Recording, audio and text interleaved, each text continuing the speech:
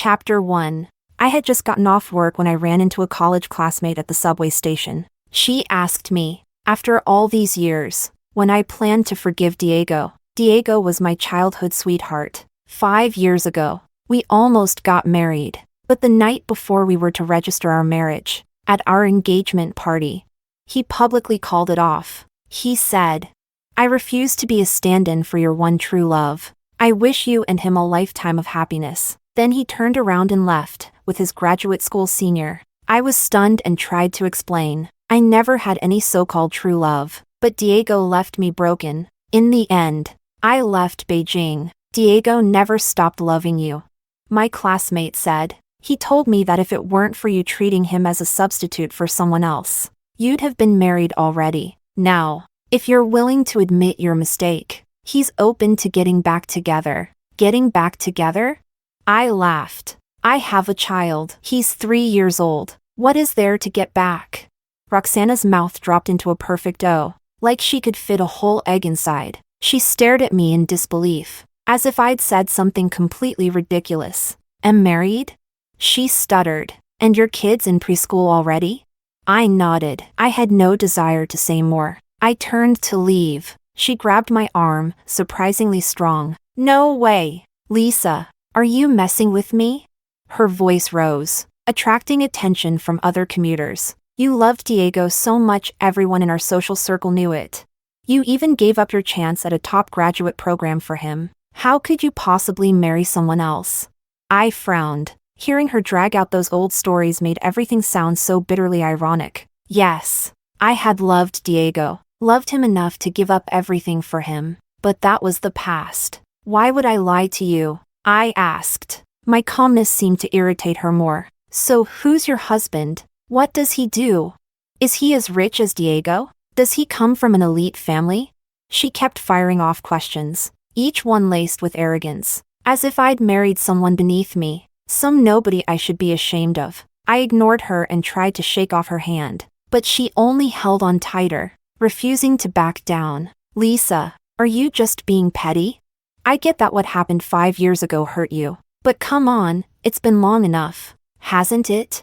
Do you even know how Diego's been living these past years? She started going on, her tone practically bragging. After taking over the company, he restructured everything from top to bottom. The company's valuation has tripled. He's now one of the most sought-after young entrepreneurs. And he stayed faithful to you, didn't date anyone else. Other than Nicole, his business partner. He hasn't had a single woman around. Everyone says he's a hopeless romantic, wasting 5 years of his life pining after a woman who never appreciated him. The Diego she described sounded noble, powerful. A tragic male lead straight out of a drama. But all I felt was disgust. I remembered the call I got before I left Beijing. It was from Diego's mother. Her voice, as always, was gentle and polite, but unmistakably distant. Lisa, I know you've been hurt, she said with a sigh. Diego's a good boy, just spoiled. We've always let him have his way. He's too impulsive. She began with comforting words. Then her tone shifted. But young couples always have their squabbles. That's normal. Diego's career is just starting. He needs someone by his side, someone calm, supportive, a real asset to him. I held the phone in silence. I understood what she meant. Nicole is such a lovely girl, intelligent and poised. She's accomplished academically, has so much in common with Diego, and is a real asset to his work. Her tone was soft, but each word hit me like a hammer. You're lively, which is nice, but in Diego's position, his future wife needs to be dignified. She needs to know her place.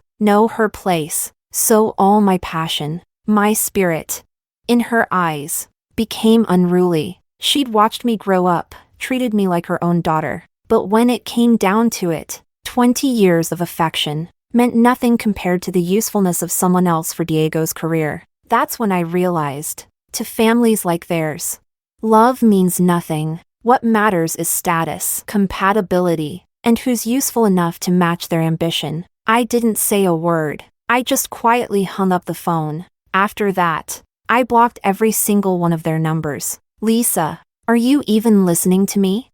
Roxana, clearly annoyed that I had zoned out, Gave me a shove. Diego treated you so well, and now you're married to some average guy? You're really okay with that? Don't you regret it? Regret?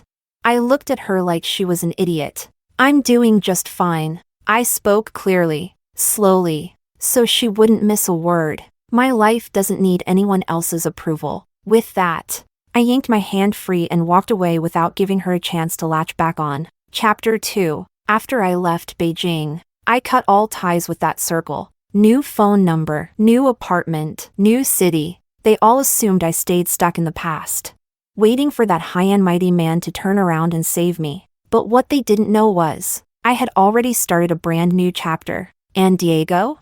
He was just a typo I erased from the last page. The train arrived. I got off and walked into the kindergarten near home. Through the fence, I saw my son on the playground, laughing as he went down the slide with his classmates. Then a tall figure walked over and scooped him up in his arms. It was my husband, Ryan. He saw me, smiled warmly, and walked over with our son in his arms. You're home early today. He took the bag from my hand and naturally laced his fingers through mine. Missed you guys. So I came back early. I smiled and gave my son's chubby cheek a gentle pinch. He snuggled against me and chirped, "Mommy!" That single moment of warmth was enough to block out all the cold in the world. Regret? What would I have to regret? Diego and I were childhood neighbors, grew up together wearing diapers. He was 2 years older, always looking out for me. If anyone dared to mess with me, he was the first to jump in and throw punches. Everyone used to say, "Lisa is Diego's precious gem, untouchable," and I believed it too.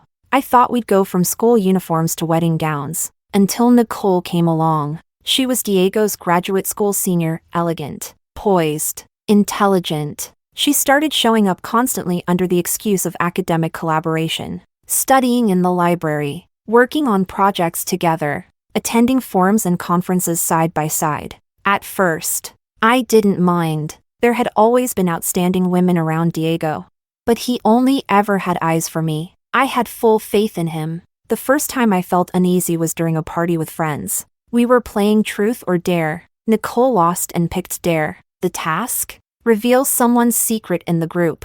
Her eyes drifted around the room before landing on me. She smiled apologetically. "Sorry, Lisa. I'm going to share your secret." She smiled, her tone light and innocent. I accidentally saw Lisa's phone wallpaper last time. It was a photo of her with a guy. He was really handsome. I wonder who he is. In an instant, everyone turned to look at me. Some of them also glanced at Diego. The smile on Diego's face faded. "That's my cousin," I explained immediately. "He passed away 2 years ago." That photo was the only one we ever took together. "Oh my God. I'm so sorry." Nicole rushed to apologize. "I didn't know. I didn't mean anything by it." She looked genuinely remorseful. The others quickly tried to smooth things over, and the topic was dropped. But that night, when we got home, Diego brought it up again. "Your cousin? How come you never mentioned him? He was always sick and lived abroad for treatment. You never had the chance to meet him." I handed him my phone. In the photo, a pale young man was leaning against a hospital bed, smiling gently. I stood beside him, grinning like a fool. "See? We kind of look alike." Diego stared at the photo for a long time, then finally returned the phone to me. "Yeah, you do." On the surface, he seemed to believe me, but I could tell a seed of doubt had been planted in his heart. After that, Nicole kept accidentally bringing me up around Diego. "Diego. Lisa's such a people person. She has so many friends, not like me. My circle is tiny." "Diego. I saw Lisa at the movies with a guy yesterday. She's so popular." "Diego. Isn't Lisa graduating soon? She loves having fun so much. Do you think she can handle a 9-to-5 job?" She never said anything directly bad about me. Every word sounded like a compliment, but every word was a subtle jab, hinting I had too many male friends, hinting I was frivolous, hinting I wasn't mature enough. Diego became increasingly jealous and suspicious. We had our first big fight because of it. It started with an academic dinner. Diego insisted on bringing me along. At the dinner, I ran into a senior colleague from my internship and chatted with him for a bit. Diego's expression immediately turned cold. He left me alone in the banquet hall and stormed out. I chased after him and found him in the parking lot. Diego, what the hell is wrong with you? What's wrong with me? He sneered. Lisa, did you even think about how I'd feel, laughing and chatting with another man right in front of me? He's my mentor. We were talking about work. Oh yeah, did talking about work make you laugh that happily? He shouted. I stared at his face, twisted with jealousy. He looked like a stranger. I felt exhausted. You're being ridiculous. Yeah, I'm ridiculous. He grabbed my wrist. You think I'm too controlling, right? That I'll never be as gentle and sweet as that dead cousin of yours?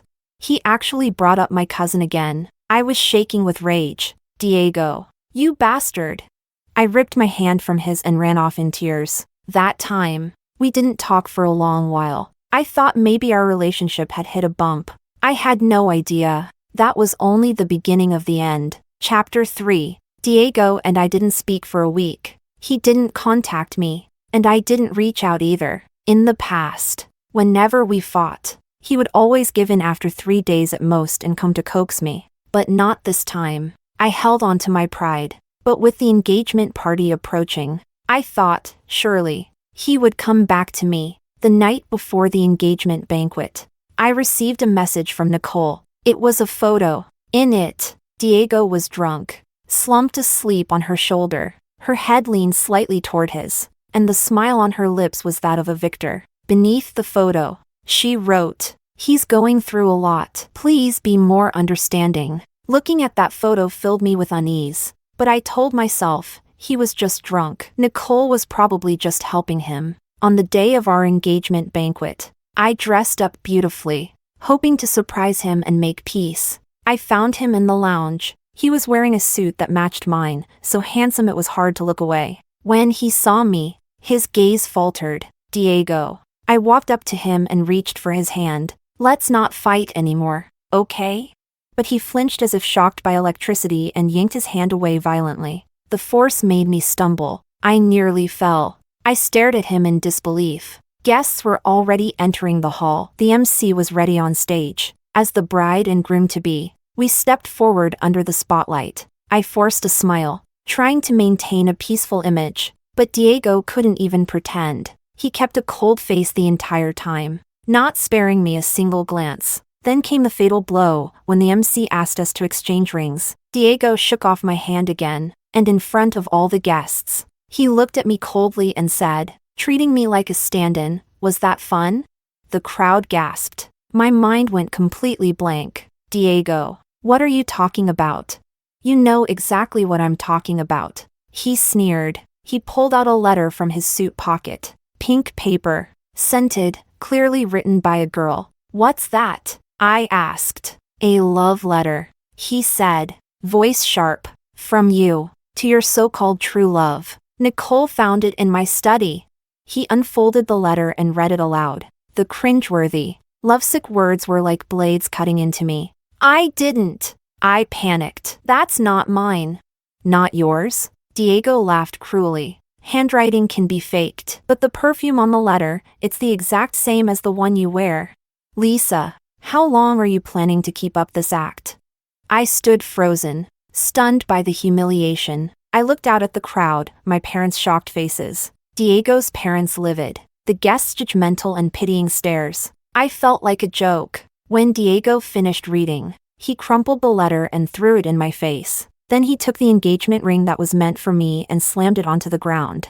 I wish you and your true love everlasting happiness. He said it slowly and clearly. Then he grabbed Nicole, who had been pretending to mediate, but whose eyes sparkled with smugness, and stormed out of the hall. That moment, my world collapsed. The engagement banquet turned into a public scandal, and I became a laughingstock in all of Beijing. Everyone said I was two-timing, stringing Diego along while still clinging to my so-called first love. The rumors spread like wildfire. Diego's family offered no clarification, letting the gossip fester. I was painted as a gold digger, a schemer who tried to marry into wealth and got what she deserved. That's when I completely gave up on Diego. And his family too. I didn't explain a thing, because I knew, once someone stops trusting you, nothing you say matters anymore. I deleted all their contacts. deactivated my social media, and bought a one-way ticket. I left Beijing, a city I had lived in for 20 years, no longer held anything worth staying for.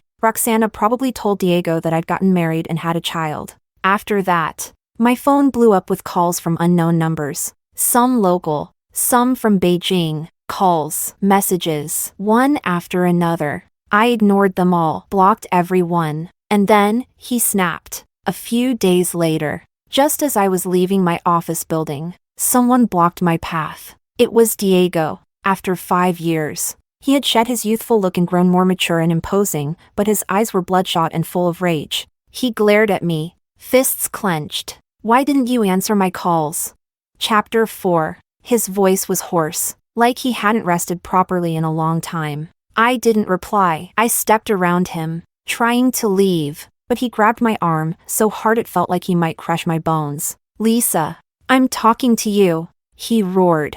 The pain made me frown. There's nothing between us anymore. Please let go. My coldness and detachment completely enraged him. He shouted like a madman. Nothing between us? That's easy for you to say. You vanished for 5 years without a word, and now you're married with a kid. What am I to you? His questions sounded utterly ridiculous to me. You'd rather marry some random nobody than come back and say a single word to me? His eyes were bloodshot, like a wounded beast abandoned in a cage. Lisa, did you ever love me at all? He was asking if I loved him, after publicly humiliating me with a forged letter, after letting the rumors destroy me and turning his back, after living freely for 5 years with Nicole by his side. Now he came to question why I didn't love him? I looked at his pained expression, unmoved. If anything, I felt it was ironic. Back then, I was the one standing alone on stage, ridiculed by a crowd, helpless and shamed. If anyone had the right to ask that question, it was me. Mr. Diego, did you ever love me? If you did, why did you choose to believe a stranger over 20 years of shared history? I stared at him coldly. Please let go of me. My polite, distant tone made his whole body jolt. Mr. Diego? He muttered, like he'd been stabbed. Then, furious, he snapped. What did you just call me? Say it again. His grip on my wrist tightened. You owe me an explanation. There's nothing left to explain. I tried to pull my arm free, but I couldn't. He was too strong. While we were struggling, a soft, childish voice rang out. Mommy!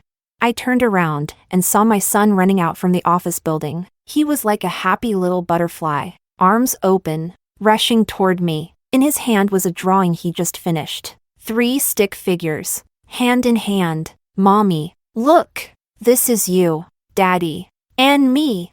At that moment, I broke free from Diego's grip and knelt to hug my son tightly. Oscar, what are you doing out here? Daddy said you were off work. He told me to come get you.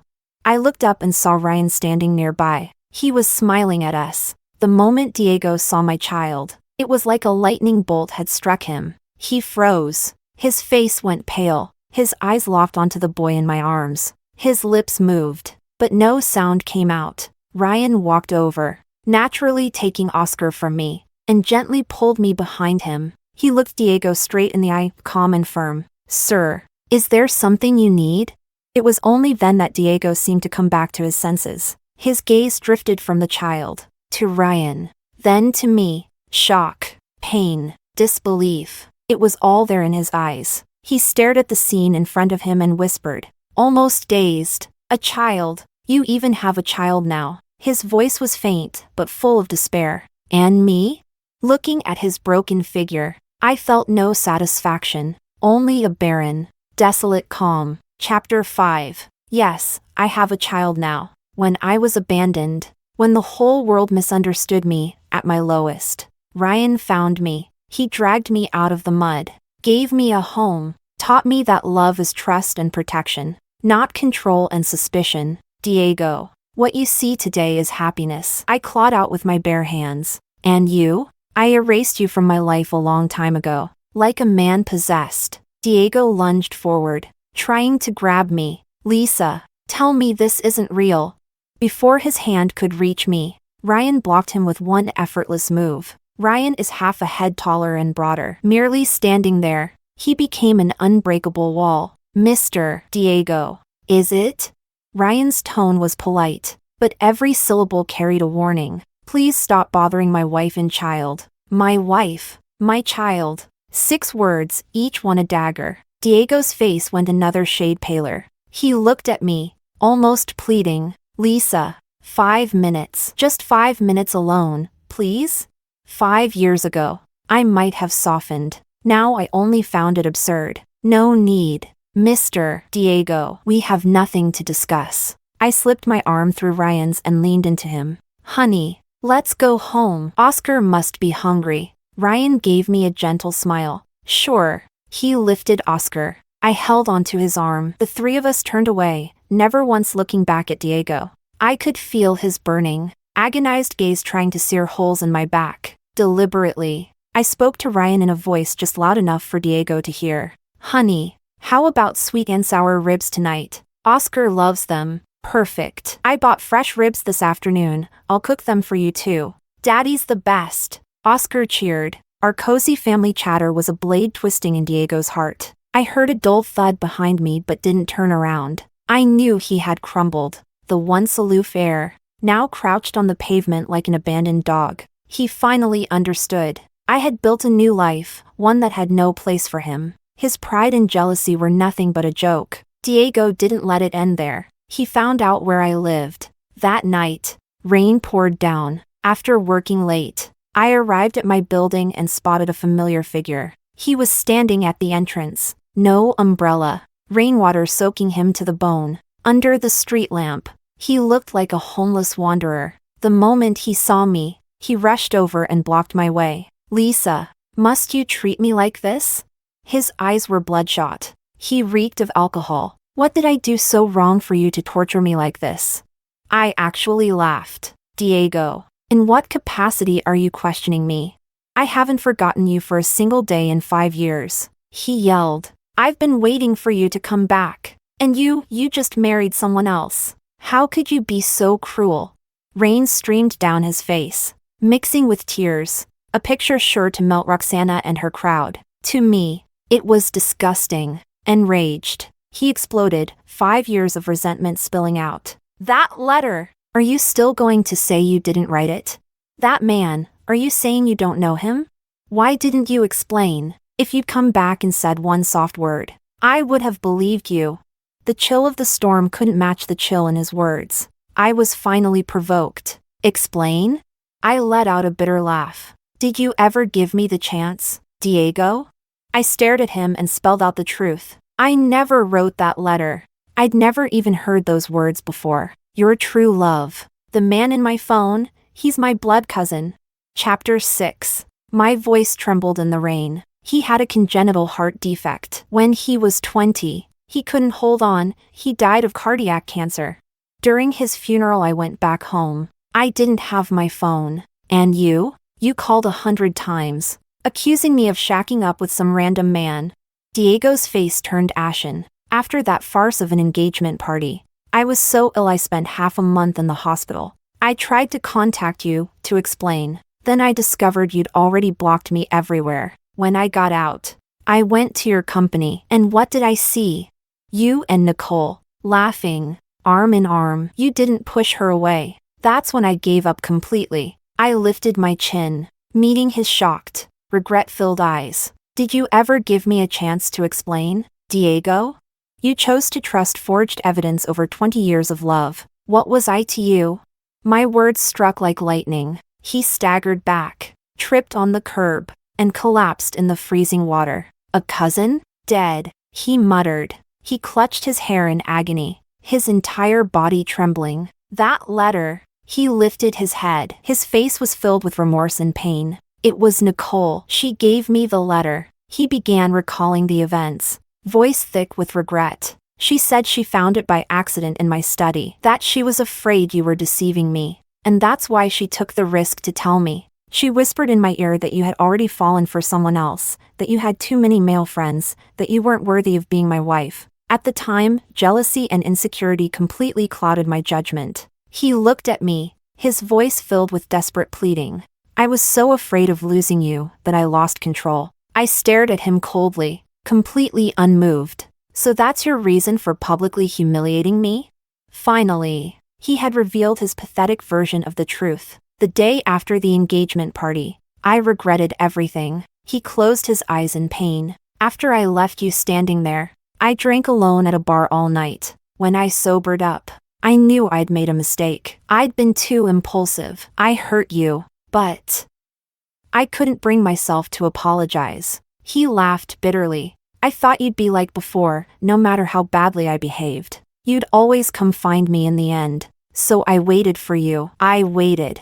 But all I heard was that you had completely disappeared. He opened his eyes, bloodshot and obsessive. I hated you for being so heartless. But I missed you like crazy. Being with Nicole was just out of spite. I wanted you to see that I could live without you. He explained frantically, almost shouting. Nothing ever happened between me and her. We were only a couple in name. My heart has only ever belonged to you. How absurd. How laughable. Because of his pride, because of childish pettiness, because of blind jealousy, and Nicole's careful manipulation, 20 years of love turned into a full-blown tragedy. As I looked at the man crying in front of me, I felt nothing but unfamiliarity. Between us, the damage had long been done. Diego collapsed. He knelt in the rain, clinging to my legs, sobbing uncontrollably. Lisa, I'm sorry. I was wrong. I really was wrong. Please forgive me. Let's start over. I'll cut ties with Nicole right away. I'll destroy everything she has if I have to, just to avenge you. Let's go back to the way things were, please. I calmly brushed his hands away. Rain soaked my hair and clothes. It was cold. But inside, I had never felt more clear-headed. It's too late, Diego. I looked down at him with quiet strength. My life turned the page a long time ago. His sobs came to an abrupt halt. He stared at me, devastated. I came here today not to make you regret it. Not to push you into vengeance. I just wanted closure. Closure for my youth. Closure for my cousin who passed away. And closure for myself. From now on, please don't interfere in my or my family's life again. That was my only request. And without looking at him again, I turned and walked into the building. Behind me, only his heart-wrenching cries remained, echoing in the cold rain. Chapter 7. Later, I heard a few things about him. After returning home, he really did go mad with revenge against Nicole. He used his family's influence to ruin her reputation in academic circles, stripping her of everything. But he also destroyed himself in the process. He began drinking day and night, lost interest in his career, and the family company's stock plummeted. He even went to Ryan, offering a staggering sum to get him to leave me. Ryan punched him in the face and warned him that if he ever harassed us again, he'd regret being born. After that, Diego never appeared again. A few years later, on a sunny morning, I was walking my son to school. Across the street, in the window of a coffee shop, I saw a familiar and broken figure. It was Diego. He looked much thinner, unshaven, his eyes hollow as he sat by the window holding a cup of coffee. His gaze was fixed on me and my son, unmoving. I didn't stop.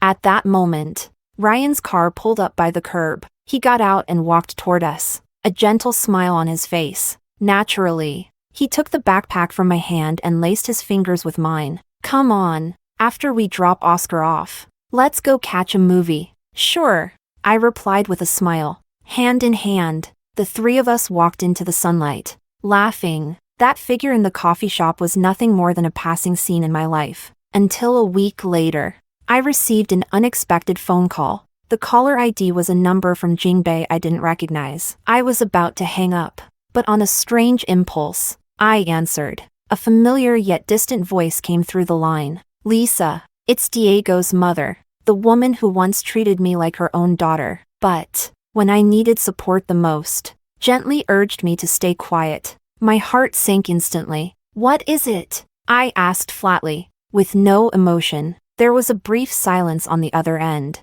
as if she hadn't expected me to sound so cold. Lisa, could we meet in person? She asked, her voice laced with exhaustion and caution. My first instinct was to refuse. I didn't want any more entanglements with Diego's family, but what she said next made me change my mind. I know we wronged you back then. She sighed softly. I don't mean anything else. I just want to apologize in person. Apologize?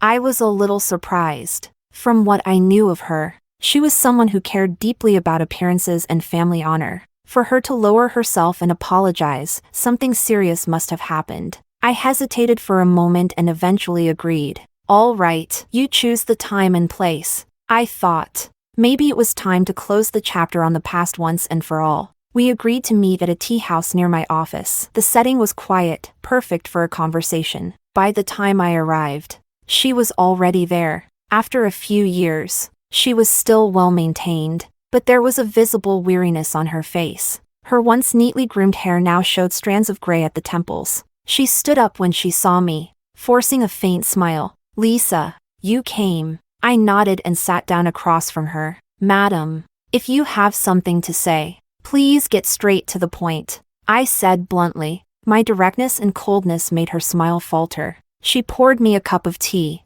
her posture low and humble. Lisa, I know, you must resent me. She didn't look at me, just stared at the teacup in front of her. Back then, I was wrong. I shouldn't have listened to only Nicole's side of the story. I shouldn't have said those hurtful things. I always treated you like a daughter, but when it came to Diego, I admit I was selfish. She looked up, and to my surprise, her eyes were brimming with tears. I was afraid that love would cloud his judgment and affect his career. I thought Nicole's calm and sensible nature made her more suitable to be our daughter-in-law. I was blind. I wronged you. As she spoke, she actually stood up and tried to bow to me. I didn't move. I simply looked at her calmly. That's not necessary. I didn't accept her apology, because I knew it wasn't sincere. Sure enough, after all her tearful repentance, she finally revealed her true purpose. Diego, he's not going to make it. Her voice choked,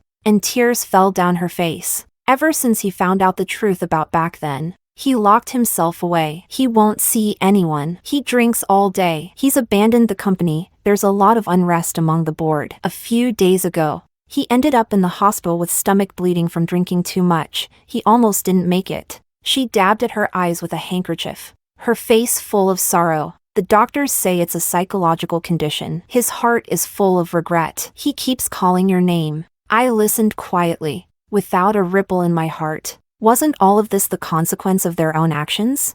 Lisa, I beg you. She suddenly grabbed my hand, her fingers ice cold and trembling with desperation. Please, go see him. Talk to him. You're the only knot in his heart. Only you can save him. If you forgive him, he'll do whatever you say.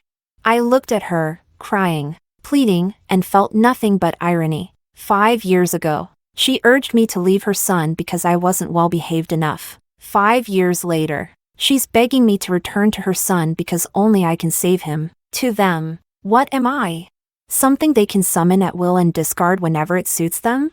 I slowly, one by one, pried her fingers off my hand. Ma'am, I said, meeting her eyes, enunciating each word clearly. First, I'm married. I have my own family and child, and I'm very happy. I won't hurt my husband and son for anyone. Second, Diego is where he is today not because of me, but because of his own stupidity, jealousy, and irresponsibility. This tragedy is his doing, and yours. Third, whether he lives or dies has nothing to do with me. I'm not a savior, and I have no obligation to rescue someone who once destroyed me. So please, don't ever bother me again. With that, I stood up. Without giving her another glance, I turned and walked away. At the door, I heard her desperate sobbing behind me. I didn't look back. The tragedy of Diego's family was sealed the moment they chose manipulation and pride over love and trust. And as for me, I had long since found a new life in a world of my own.